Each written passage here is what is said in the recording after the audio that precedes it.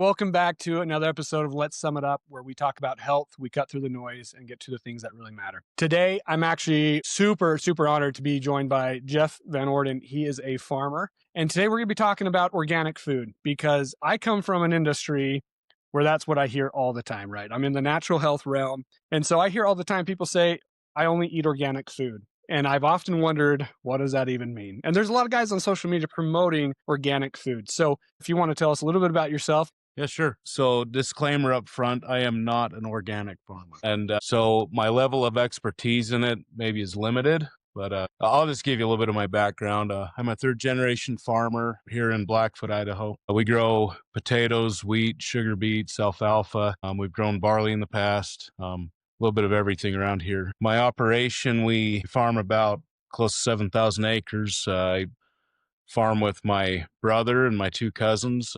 We've transitioned the farm from the first generation to the second and now to the third. And we're proud to grow famous Idaho potatoes. We're part of a packing warehouse. We ship potatoes all over the country and even worldwide. Fresh potatoes then end up in grocery stores, restaurants, you name it. We even end up on cruise ships sometimes. So, yeah, we have a pretty wide swath. One thing with my background that I can speak about with organic is our fresh pack warehouse does pack organic potatoes. So you're familiar with both sides. Yeah, my farm doesn't actually grow them, but we do purchase them and pack them and ship them. So what is organic versus conventional? Like, what does that even mean? Because that's kind of the base of where we got to start, right? Well, that's a good place to start because that term organic has had to be defined by the USDA. So to be organic, you can't use any synthetic fertilizers or pesticides in the production of the plant. The seed source has to be certified organic as well.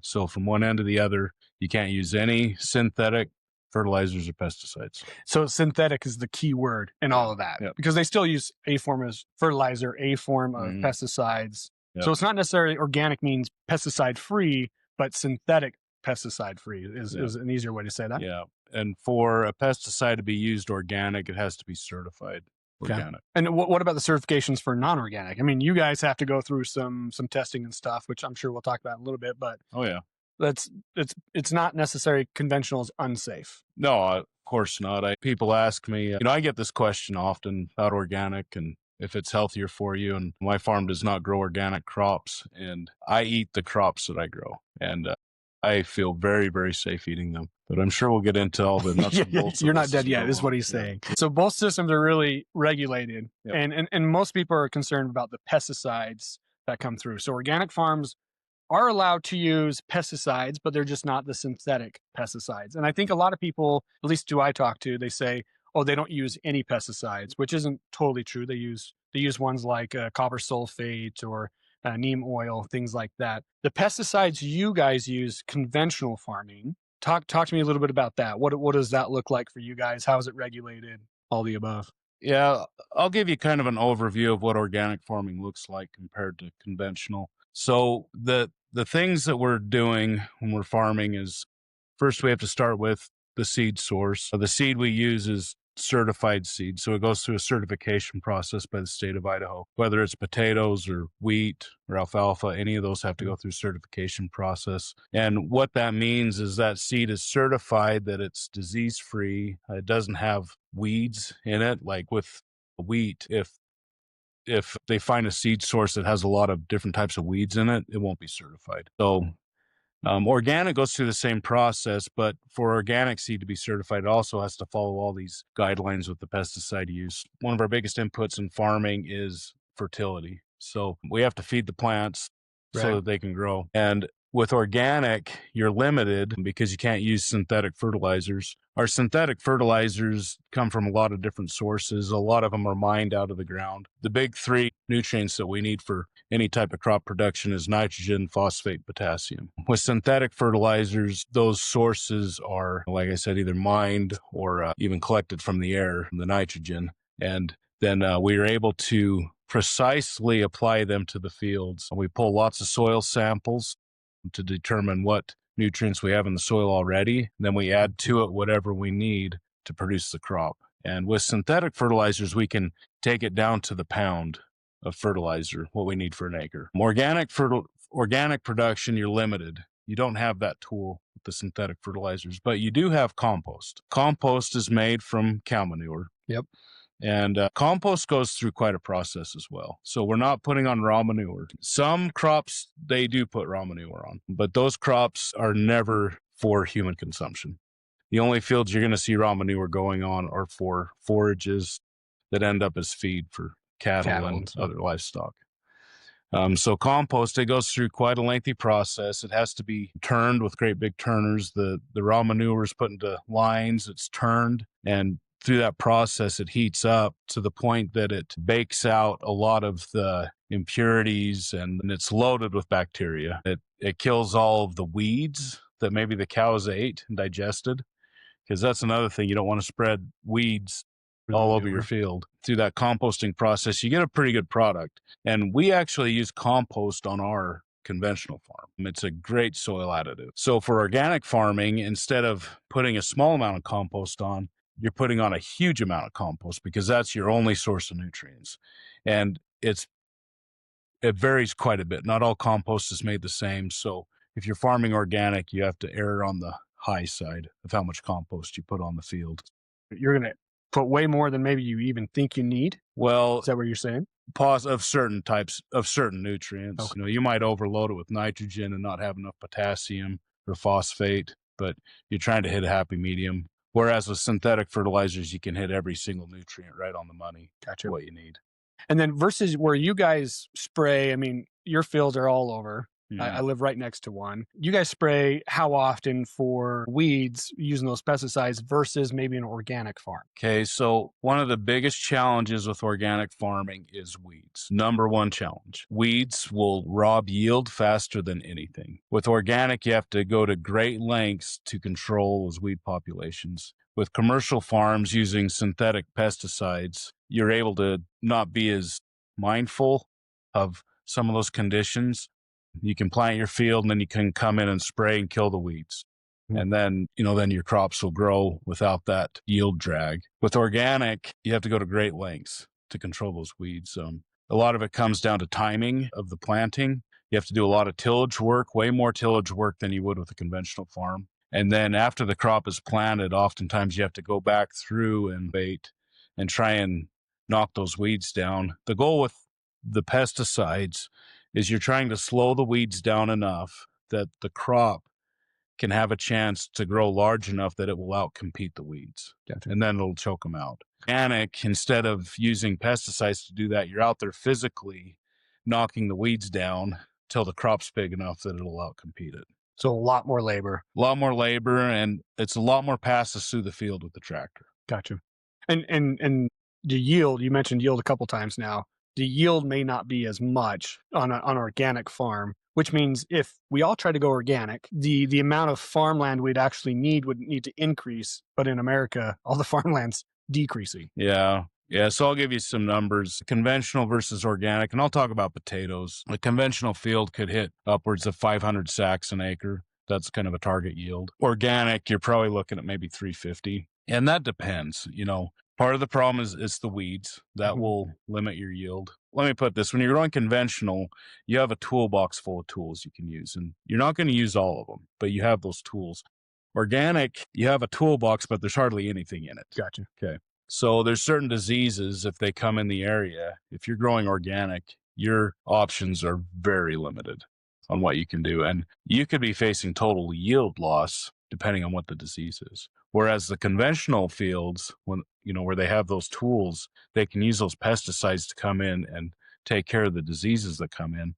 And a lot of times it's reactionary. We don't apply it until there's a need to apply it. Yeah, I mean, that's a great point, right? Because a lot of people think conventional farmers are just out there spraying for fun. I mean, I love watching the crop dusters. Trust me, that's my thing I love. But you're doing it on purpose. You're doing it with a reason behind it, not just because it's just going to make your life easier no matter what. Because I would imagine those synthetic pesticides, for one, they're not very cheap. I imagine you're going to spend a lot of money on them, so you don't want to have to put them on there if you didn't have to, because that's a loss for the farm at that point. Yeah, no, we're very methodical in how we decide when to apply pesticides. We have a plan going into the season, that we come up with in the spring. But that plan, we deviate from it all the time, depending on the conditions. But yeah, our goal is to use the least amount of pesticides possible. Our goal is to grow a clean, quality crop. That's our goal. And I love that you bring that up, because that's one thing that I don't think a lot of people maybe understand about organic produce. So organic produce in the last couple of years has actually been recalled between 7 and 8%, and they only make up about 1% of the produce. And when we say recalls, we're talking some of the nasty stuff like E. coli, salmonella, those type of things, which can come from some of the manure that's maybe put on the plants. So organic food, in my point, isn't necessarily just clean as we always think it is, right? It's not you grew it in your backyard, grandma style type of thing. When a field gets a disease like you were saying before, and it's about to wipe it out, what if it's contaminated at the store? Then what happens at that point? The diseases I'm referring to don't necessarily harm humans. They harm the plant. So the contamination we're talking about in the store, a lot of that contamination is introduced in the processing process. So I wouldn't say that the produce coming out of the field is necessarily contaminated. That happens later in the process. So that's where you're seeing a lot of the recalls coming from. Why maybe such a high one in the more organic side then? So it depends on the nature of the recall. I'll just speak to my experience. Our fresh pack warehouse, we ship loads of potatoes all over the country. There's times where we'll package the potatoes, we wash them, bag them, put them on pallets, put them in a truck. And between the warehouse and then when they get to the grocery stores, sometimes there's breakdown that happens. Everybody's probably seen a potato that has sprouts coming out of it, or one that maybe has some mushy spots. Sometimes that happens, and they'll catch that when they get to the distribution centers, and then we'll get a claim on that load, and we don't get paid for it. Now, we have tools that we can control those things a lot better than organic. One of the biggest problems with organic with potatoes is those sprouts. Okay. There's hardly any controls that are organic to control those sprouts. So those things start. So if you want organic potatoes, just be prepared to have potatoes that have sprouts coming out. And is that necessarily a bad thing? No, it's not a bad thing. You can knock them off and still eat it, but it does shorten the life of potato. It'll rot a little. It'll dehydrate it and it shrivel it up, and so that's what we call a potato chip at that point, right? Yeah, sure.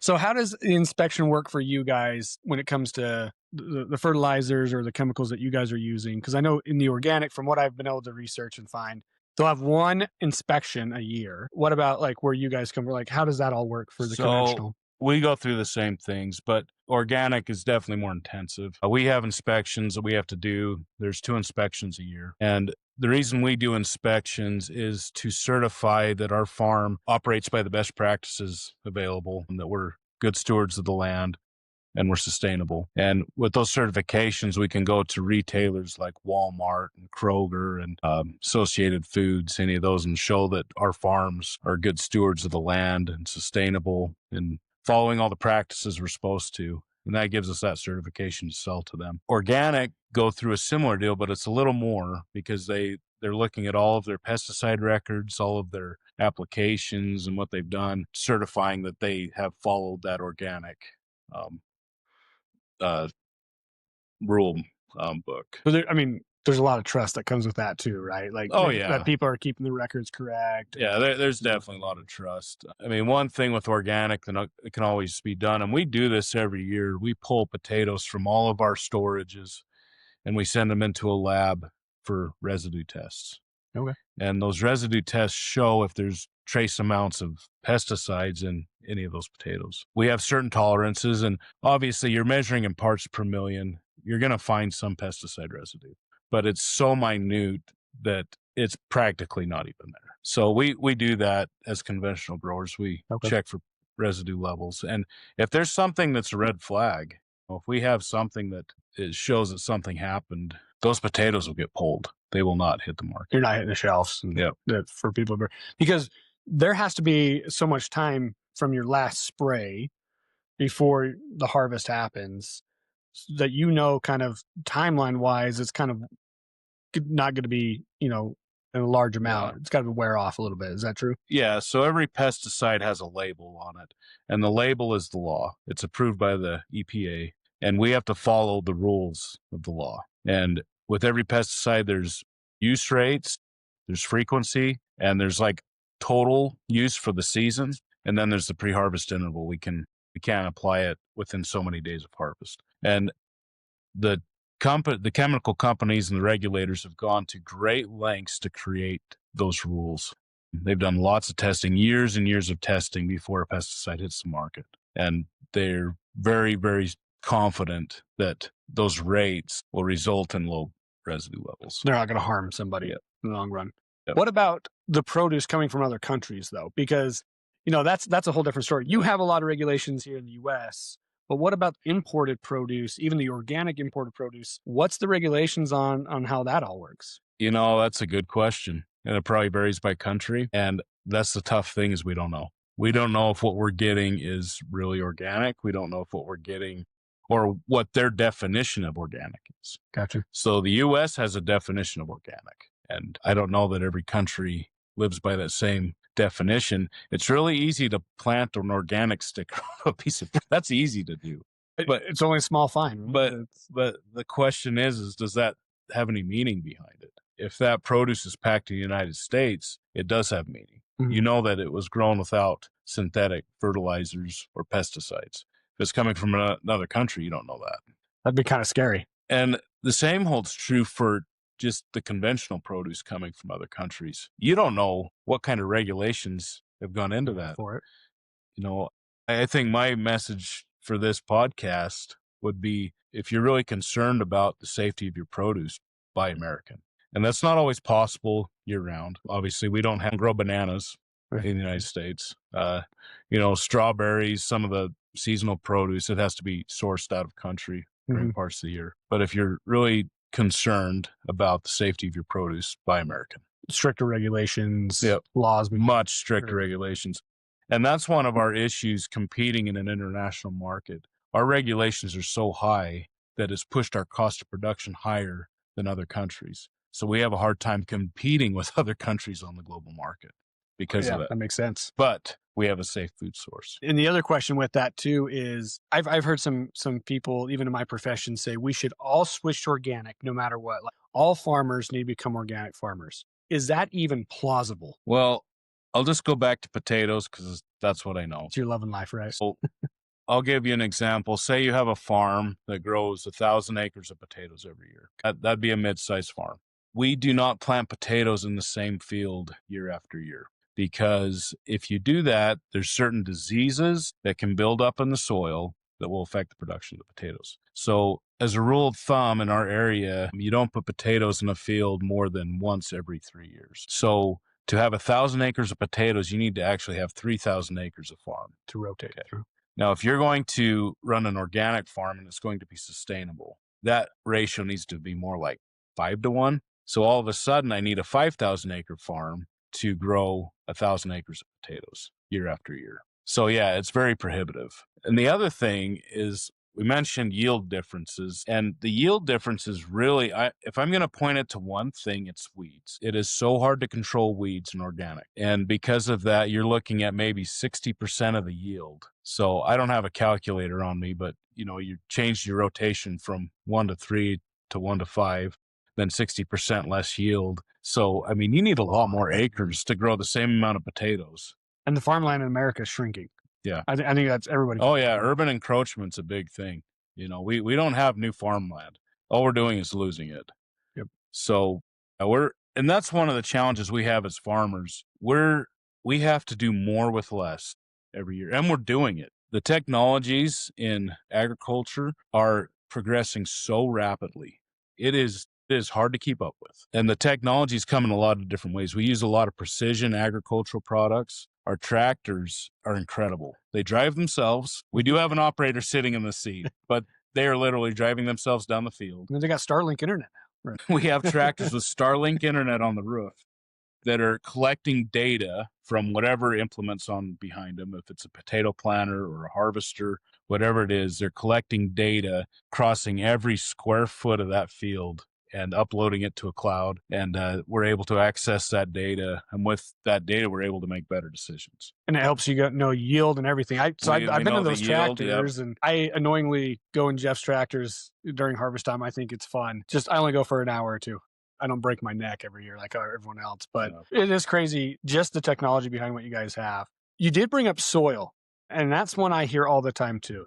Soil health, right? Organic versus conventional. I hear all the time conventional soil is depleted. There's no nutrients in it. Coming from your perspective, where's the truth of that lie? I would argue against that, because if they saw how much money we spent every year improving our soil, I don't think they'd make that argument. Okay. We go to great lengths to protect the soil. A farm is only as good as the soil. Like I said, we use compost. Compost helps build up soil structure. We're mindful of our rotations. We add synthetic fertilizers where we need, and some of those synthetic fertilizers build soil health for sure. Some of them hurt it a little bit, but some of them are high in salts, and we might not want high salts, but we do things to counteract that. So there's a lot that goes into it. Do extensive soil testing on our farm. I mean, we pull well over 1,000 samples a year of soil and get it tested in labs to know just exactly what we're doing, what we need to do. They say the soil is what gives the plant all its nutrients, right? Oh, yeah. So then the thought process behind that too is,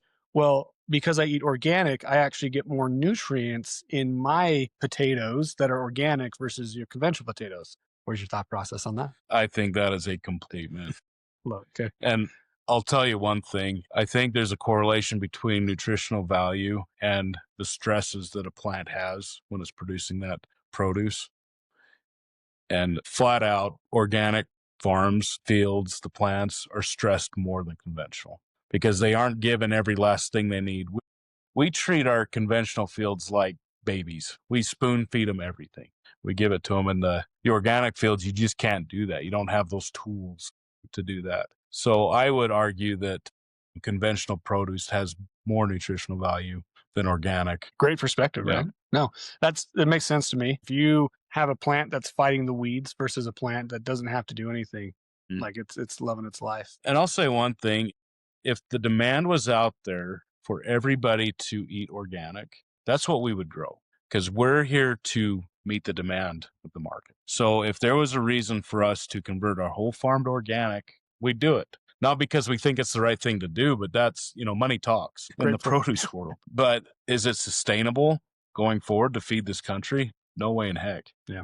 More mouths, less farmland. Yep. Doesn't add up.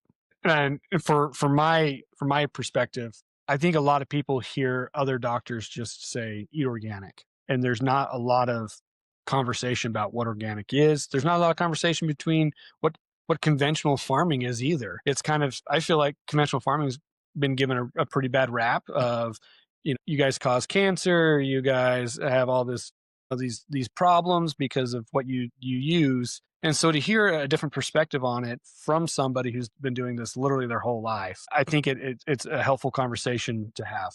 Yeah, and I think at the end of the day, if the pesticides are a deal breaker, then eat organic. That's fine. They're not grown with pesticides. But my argument is our pesticides are so tightly regulated that the residue levels that are in the crops are so minute. I mean, we have residues in everything we consume, everything. And I truly believe that the produce that we produce is safe. Mm-hmm. It's very safe. I feed it to my kids. I'd feed it to anybody. And I've eaten a potato straight out of your field, right? Like just bit right into it. I don't have a third eye or anything, so that's a good thing. I've learned a lot living in the area where Jeff farms. His farmland is actually right on the other side of the street from where I live. I've seen the care that they take in their farm, and you guys do a lot of work, and I'm grateful for farming. I want to thank you for just coming on and giving your perspective. I think we need to have those conversations and not just be one-sided in a lot of what we do. So any last words to anybody watching? Well, I've been involved in a lot of national organizations, and it's always a real treat to me when people come out to the farm and see what we actually do. And every single time they go away with a different perspective. And I hope that maybe this podcast helps somebody see that maybe conventional produce isn't all that bad. It's not just completely loaded in pesticides. I agree. I hope the same thing as well. And so thanks again, everybody, for joining us on Let's Sum It Up. This has been a really good conversation with Jeff, and once again, a third generation farmer, been around it. He knows his stuff. Very smart guy. Thanks for joining us. Like they say, if you want to learn more, click like, subscribe, whatever else they say. Thanks for joining us.